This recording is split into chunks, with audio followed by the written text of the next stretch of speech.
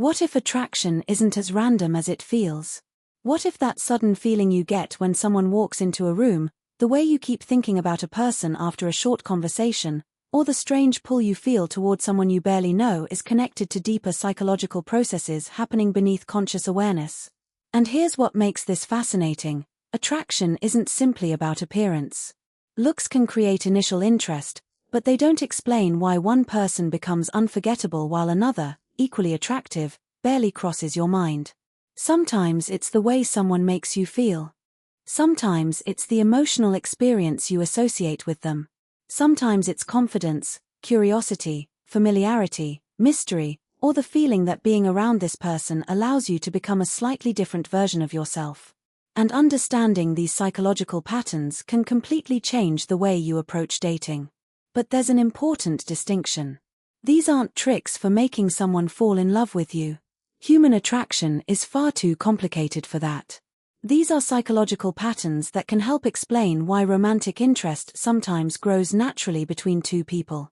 And the first one begins with something surprisingly simple: emotional safety. Think about the last time you felt completely comfortable around someone you were attracted to. Maybe you could laugh without worrying about how you sounded. Maybe you could admit something embarrassing without feeling judged. Maybe there was no pressure to impress each other every second. You could simply be yourself. That feeling matters. For many people, attraction becomes stronger when they feel emotionally safe enough to be vulnerable. And vulnerability doesn't mean immediately revealing your deepest secrets. It can be something much smaller. Sharing an opinion. Admitting that you were nervous. Talking about something you genuinely care about. Telling someone that you had a difficult day. And when the other person responds with curiosity rather than criticism, something changes. You begin associating that person with acceptance. Imagine a man named Daniel meeting a woman named Emma for the first time. Daniel is nervous, so he tries to appear extremely confident. He carefully chooses every word and avoids saying anything that might make him look imperfect. Emma enjoys the conversation, but something feels slightly formal. On another date, Daniel relaxes. He admits that he was actually nervous before meeting her because he thought she seemed interesting. Emma laughs and says she was nervous too. Suddenly, the interaction feels different. Why? Because perfection creates distance. Authenticity can create connection. Daniel didn't become more attractive because he discovered some secret line. He became more relatable because he allowed himself to be seen. And this is where many people make the wrong assumption about confidence. They think confidence means never showing uncertainty. But real confidence can include saying, "I'm a little nervous." It can mean admitting when you don't know something. It can mean expressing interest without demanding a particular response. You can say, "I'd like to see you again," without needing to know whether the answer will be yes. That's emotional strength. You are communicating your desire while still respecting the other person's freedom. And that leads to something deeper. Attraction often grows when people feel both accepted and respected. If someone is constantly trying to change you, correct you, impress you, or control the interaction, emotional closeness becomes difficult. But when someone listens carefully and allows you to have your own perspective, you may begin to feel more comfortable around them. And comfort doesn't mean boredom. That's an important distinction. Healthy emotional safety can actually create the foundation for excitement. Now here's where things get even more interesting. Another psychological factor behind attraction is curiosity. Humans naturally pay attention to things that aren't completely predictable. That's why a person can become more interesting when you gradually discover different sides of their personality. Think about meeting someone who tells you everything about themselves in the first 30 minutes. Their entire history. Every relationship. Every insecurity. Every ambition. Every opinion. There is nothing wrong with openness, but when everything is revealed immediately, there may be less opportunity for discovery. Compare that with someone who is open but allows the relationship to unfold naturally. You learn something about them today. Another detail next week. Then you discover a surprising interest. Then you see how they behave in a completely different situation. The person becomes more three-dimensional over time. That's healthy curiosity. But don't confuse curiosity with playing games. You don't need to deliberately disappear for 3 days. You don't need to give intentionally confusing answers. You don't need to pretend you're less interested than you really are. Mystery created through deception usually creates anxiety rather than genuine connection. Real mystery comes from having a real life. You have interests she doesn't know about yet. You have experiences you haven't shared yet. You have goals you're working toward. You have friends, responsibilities, passions, and perspectives that gradually become visible as the relationship develops. You aren't hiding yourself. You're simply not trying to reveal your entire identity in one conversation. And that can make getting to know someone feel exciting. Imagine you're talking to a woman who tells you she loves traveling. Instead of immediately saying, "Me too, I love traveling," you ask her what made one particular trip memorable. She tells you a story. You listen. Then you share a completely different experience from your own life. Now you're not just exchanging facts. You're discovering each other. That's where curiosity becomes connection. But there's another psychological trigger that people often underestimate: similarity. We tend to feel more comfortable with people who share aspects of our values, interests, communication style, humor, or worldview. This doesn't mean couples need to be identical. In fact, differences can make relationships fascinating. But some level of psychological compatibility often helps people feel understood. Imagine a woman who values family deeply. She meets a man who also places strong importance on family. They don't have identical personalities. Maybe she's spontaneous and he's more structured. But when they talk about what matters to them, they recognize something familiar. That shared value can create a sense of understanding. And understanding can make attraction feel deeper. But be careful here. Similarity should never become imitation. If you pretend to like everything she likes simply because you want her approval, you're not creating compatibility. You're creating a performance. And performances eventually become exhausting. If she loves hiking and you hate hiking, you don't have to suddenly become a mountain enthusiast. You can say, "I've never really gotten into hiking, but I'd love to hear what you enjoy about it." That's confident curiosity. You are interested in her without pretending to be her. And there's another factor hiding underneath all of this: emotional responsiveness. People often remember how someone responded when they shared something meaningful. Imagine you're talking to someone and you tell them about a goal you've been working toward. They barely look up from their phone. They change the subject. Now imagine telling the same story to someone who asks, "Why is that important to you?" Suddenly, you feel heard. That feeling can be powerful. Because attention is more than simply being physically present. It's psychological presence. You're listening to understand rather than waiting for your turn to speak. And this can become especially important in romantic relationships. When someone feels that you genuinely notice them, they may become more comfortable revealing themselves. And the more authentic the communication becomes, the more opportunities there are for genuine emotional connection. But there's a catch. Listening doesn't mean agreeing with everything. Healthy attraction isn't built on constant validation. You can respect someone's opinion without sharing it. You can care about their feelings without pretending they're always right. You can disagree without becoming disrespectful. That balance communicates something important: emotional maturity. And emotional maturity is often more attractive than people realize.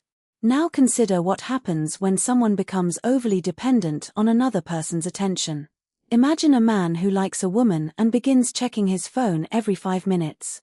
If she responds quickly, he feels amazing.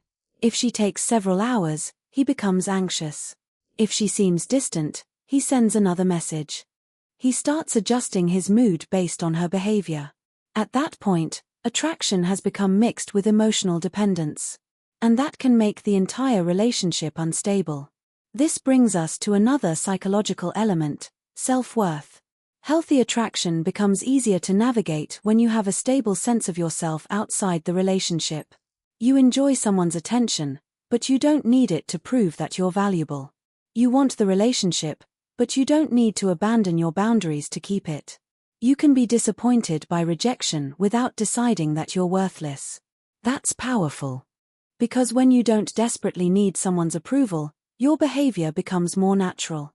You don't have to perform. You don't have to chase. You don't have to manipulate. You can simply ask yourself whether the connection is actually good for both of you. And here's where many people experience a major shift. Instead of constantly asking, "Does she like me?" you begin asking, "Do we actually like each other?" That is a completely different mindset. The first question puts her on a pedestal. The second recognizes that attraction should be mutual. You are evaluating compatibility too. Does she respect you? Do you enjoy talking to her? Can you be yourself around her? Does she make an effort? Do you feel emotionally safe? Do your values align? Can you communicate when something goes wrong? Those questions are much more useful than obsessing over whether she replied with a heart emoji. And now we reach another fascinating psychological factor: anticipation. Attraction isn't only about what happens. Sometimes it's about what you expect might happen. Think about preparing for a first date. You wonder what she will wear. What will you talk about? Will there be chemistry? Will she laugh at your jokes? Will you want to see each other again?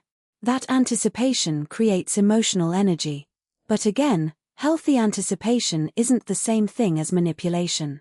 You don't create it by deliberately withholding affection. You create it naturally by allowing the relationship to develop. Maybe you have a great conversation and mention a restaurant you've wanted to try. You don't need to immediately force a plan. You can say, "I'd love to take you there sometime." Now there is a possibility. A future moment that hasn't happened yet. That small sense of anticipation can make the relationship feel alive. And when the date eventually happens, it carries meaning because it was something you both looked forward to. But there's something deeper happening here. Anticipation works best when there is uncertainty combined with emotional safety. Too much certainty can sometimes feel routine. Too much uncertainty can feel stressful. Healthy attraction often lives somewhere between the two. You know the other person is interested, but you don't know exactly where the relationship will go. You feel comfortable, but you're still discovering each other. You have trust, but there is still excitement. That balance can be powerful. And it leads naturally to another important factor: positive emotional association. Think about someone you always have fun around. Maybe every time you see them, you laugh. Maybe you feel lighter after talking to them. Maybe you associate them with interesting conversations, adventure, comfort, or encouragement. Over time, those repeated emotional experiences can become associated with the person themselves. This doesn't mean you should constantly entertain someone or become their personal source of happiness. It means the quality of your interactions matters. If every conversation becomes an interrogation about the relationship, the emotional atmosphere can become heavy. If every conversation is shallow, the connection may never deepen.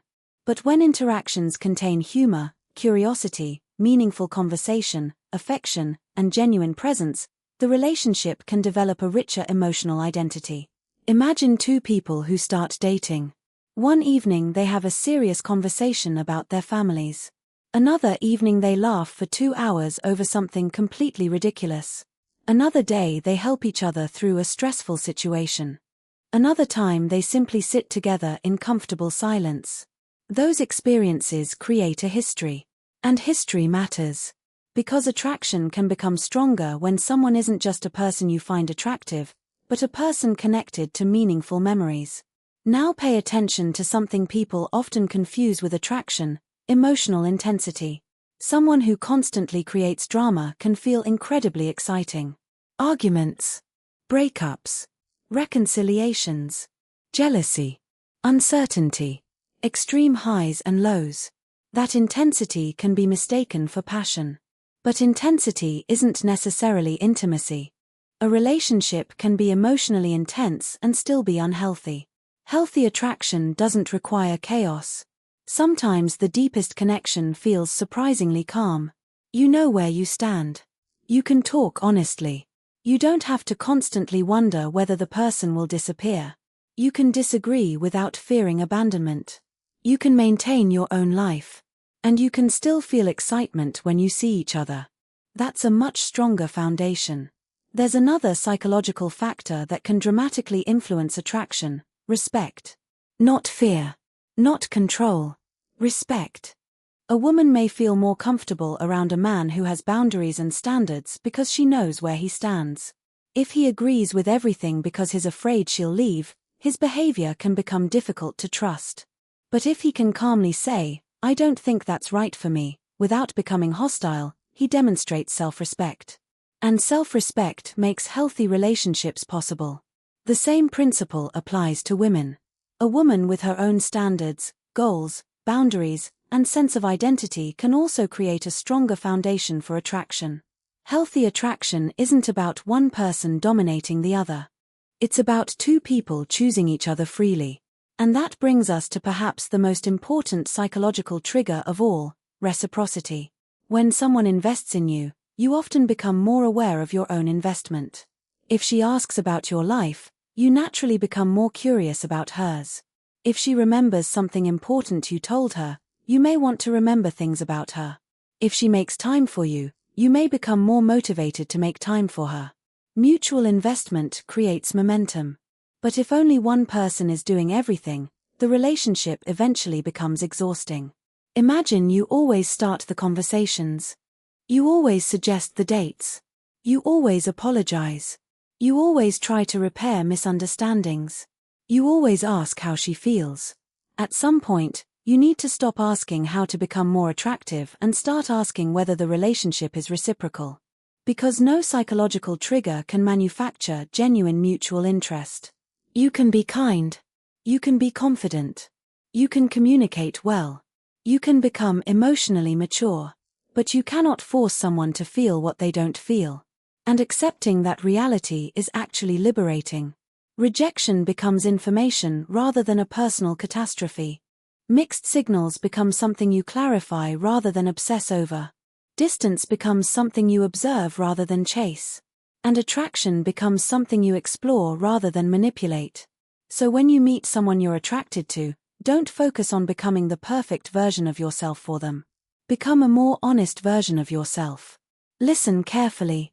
Show genuine interest. Allow yourself to be vulnerable without oversharing. Maintain your boundaries. Keep building your own life. Give the other person room to choose you. Pay attention to their actions. And most importantly, look for mutuality. Because the strongest attraction isn't created when one person discovers the perfect psychological button. It's created when two people experience something that feels meaningful enough to keep exploring. Maybe she feels safe around you. Maybe she becomes curious about you. Maybe you share important values. Maybe your conversations make her feel understood. Maybe she associates your presence with positive experiences. Maybe she respects your confidence and boundaries. Maybe you both invest in each other. These things don't guarantee love. Nothing does. But they can create the conditions in which genuine attraction has room to grow. And if you remember only one thing, remember this. Don't try to make someone obsessed with you. Become someone capable of building a relationship where obsession isn't necessary. You don't need games. You don't need manipulation. You don't need artificial mystery. You need emotional intelligence. You need self-respect. You need curiosity. You need confidence. And you need the courage to accept that attraction must ultimately be mutual. The person who is right for you won't require you to constantly abandon yourself just to keep their attention. They won't make you prove your worth every day. And you won't need to decode every little behavior because communication will gradually become clearer. The real psychological secret behind attraction isn't one secret at all. It's the combination of emotional safety, curiosity, compatibility, meaningful attention, healthy anticipation, self-worth, respect, and mutual investment.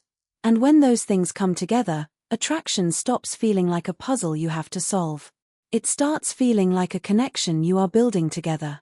So the next time you find yourself wondering, how do I make her more attracted to me? Pause for a moment. Ask a better question. How can I create an interaction where both of us feel respected, understood, curious, and free to choose? That question will lead you toward something much more valuable than temporary attraction. It can lead you toward genuine connection. If you found this perspective useful, like the video, subscribe for more psychology and relationship advice, and share your experience in the comments. Which of these psychological factors do you think has had the biggest impact on your own relationships?